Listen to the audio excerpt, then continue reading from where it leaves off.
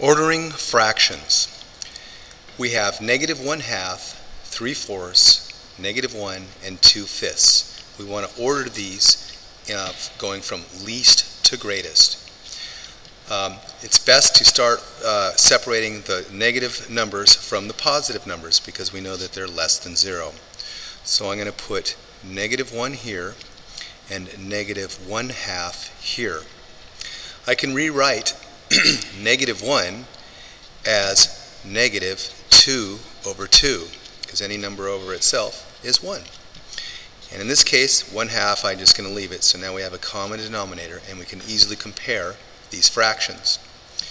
We know that negative 2 over 2 is further away from 0 than negative 1/2. So our first order goes negative 1, which is negative 2 over 2, and then the second one is negative 1/2. Now we have to address the positive numbers. So in this case, I can write 3 over 4 and 2 over 5. So the greatest or least common multiple of 4 and 5 is 20. So this upper fraction I want to multiply by 5 over 5, and the bottom one I want to multiply by 4 over 4. When we multiply it through, we get 3 times 5 is 15 over 20, and 2 times 4 is 8 over 20. Now we can compare these fractions because they have a common denominator of 20, and we realize that 8 over 20, or 2 over 5, is less than 15 over 20. So I'm going to write 2 over 5, and the last one will be 3 over 4. So we've now organized these from least to greatest.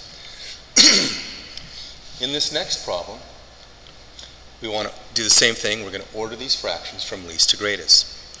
So we need to find a common denominator for all of them.